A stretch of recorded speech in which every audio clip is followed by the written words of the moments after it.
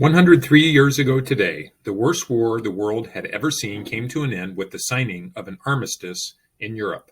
World War I was known by many as the first modern war, as it was the first to include fighting with tanks, planes, and advanced guns and weaponry. This resulted in horrific carnage, the likes of which had not been seen before, and by the end of the fighting, over 9 million soldiers had perished, and over 16 million people if you included civilians in war zones. On November 11, 1919, President Woodrow Wilson declared the anniversary of the end of the war to be Armistice Day as a means to remember the fallen, honor the survivors, and in hope that such a war would never happen again. Unfortunately, as we know, war would break out again and again, and wishing to recognize veterans of both World War II and of the still raging Korean War, Congress changed the holiday's name to Veterans Day in 1954. Today, we recognize Veterans Day in District 153, as many schools do across the country, by stopping and taking time to recognize the courage and sacrifice of all veterans to help make our nation and our world a safer place. So what is a veteran? And what do they do? A veteran is anyone who has served in the U.S. military, and today's veteran community is made up of men and women from all across the country and all walks of life, a diverse set of ages, ethnicities, religions, and other cultural identities. The U.S. military consists of 6 branches. Founded in 1775 by the Continental Congress before America was even a country, the first branch of the military was the U.S. Army, whose first commander was George Washington. After leading the new American nation to victory in the Revolution, today's Army has over 700,000 active duty personnel serving all across the country and the globe, and primarily trained for combat and missions on the ground. Founded later that year by the Continental Congress, the United States Navy is charged with waging battles and defending our nation by sea. Today's Navy is well known and respected as not only the world's largest, with many battleships and aircraft carriers patrolling the oceans and seas of the globe, but also its most effective and technologically advanced. Founded later that year, the United States Marines were charged with providing protection on ships and carrying out some of the most daring missions of the military around the globe, often in remote and far-flung areas. In many conflicts, the Marines would be the first land force to go into a combat zone, both to lead an offensive charge and also to provide reconnaissance to the soldiers following behind. Today, the Marines are a very versatile branch of the military, able to easily collaborate with the Army or Navy on missions.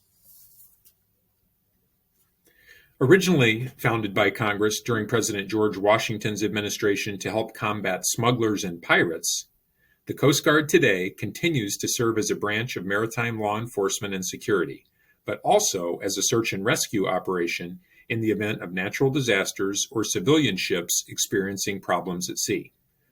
Oftentimes, in cases of hurricanes and other natural water-based disasters, the Coast Guard is the first to respond to distress calls from wayward ships and those on shore caught up in the crisis. While the Army, Navy, and Marines had utilized planes for combat in the first half of the 1900s, Congress officially founded the Air Force in 1947 as a new branch of the military, exclusively dedicated to patrolling and protecting America and its allies from the air. Today's Air Force is over 300,000 strong and also has branches dedicated to space and cyberspace research and defense, although most of these services have begun transferring to America's newest military branch. In 1982, the Air Force established the Air Force Space Command, tasked with defending America's assets and interests in space, including communication and navigation satellites. As the U.S. entered the Internet age, their mission expanded to cybersecurity and digital security as well. And in 2019, Congress authorized this division to become its own branch of the military, the United States Space Force. Because this branch is still very new, their exact scope of the mission, as well as their uniforms and ranks, are still being discussed.